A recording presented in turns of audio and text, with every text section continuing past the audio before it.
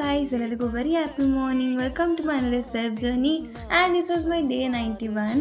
ಇವತ್ತು ನನ್ನ morning as usual 7 ನಂಗೆ ಸ್ಟಾರ್ಟ್ ಆಯಿತು ಆ್ಯಂಡ್ ಎದ್ದು ಬಿಸಿನೀರು ಕುಡಿದು ಕಾಫಿ ಕುಡಿದು ಆ್ಯಂಡ್ ಸ್ವಲ್ಪ ವಾಕ್ ಆಯಿತು ಆ್ಯಂಡ್ ನನ್ನ ವಾಕ್ ಮುಗಿಸ್ಕೊಂಡು ಆ್ಯಂಡ್ ಅಷ್ಟರಲ್ಲಿ ಈವ್ನಿಂಗ್ ಆಗಿತ್ತು. ಸೊ ಅದಕ್ಕೇ ಸ್ಟ್ರಾಂಗ್ ಕಾಫಿ ಮಾಡ್ಕೊಂಡು ಕುಡಿತಾ ಇದೆ.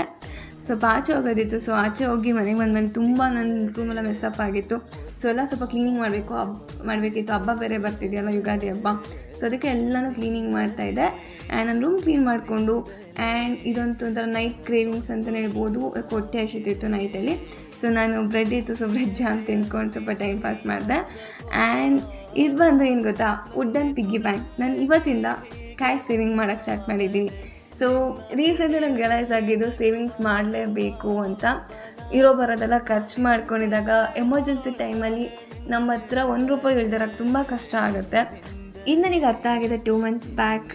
ನಿಜವಾದ ಲೈಫಲ್ಲಿ ಆ ಥರ ಒಂದು ಸಿಚುವೇಶನ್ ಬರುತ್ತೆ ನಮಗೆ ಪಾಠ ಕಲಿಸೋದಕ್ಕೆ ಅಂತಲೇ. ಆದರೆ ಒಂದೊಂದು ಸಲ ಎಷ್ಟು ಹಾರ್ಡ್ ವೇಯಿಂದ ಕಲಿತೀವಿ ಅಂದರೆ ನಾವು ಮತ್ತೆ ತಪ್ಪು ಮಾಡಲೇಬಾರ್ದು, ಅಷ್ಟು ಹಾರ್ಡ್ ವೇಲಿಂದ ಕಲಿತೀವಿ.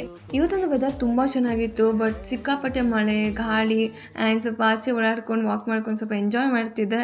ಬಟ್ ಚೆನ್ನಾಗಿದೆ ಒಂಥರ ವೆದರು. ಈ ವೆದರಲ್ಲಿ ಗಾಡಿ ಓಡ್ಸೋಕ್ಕೆ ಎಷ್ಟು ಚೆನ್ನಾಗಿರುತ್ತೆ ಗೊತ್ತಾ. ನಾನು ಸಿಕ್ಕಾಪಟ್ಟೆ ಎಂಜಾಯ್ ಮಾಡ್ತಾಯಿದ್ದೀನಿ ಆ್ಯಂಡ್ ನಾನು ದಿನ ಮುಗಿಸ್ಕೊಂಡು ನನ್ನ ಡೇ 91 ಕೂಡ ಕಂಪ್ಲೀಟ್ ಆಯಿತು. ನಾನು ಮತ್ತೆ ನೆಕ್ಸ್ಟ್ ವ್ಲಾಗಲ್ಲಿ ಸಿಗ್ತೀನಿ. ಬಾಯ್.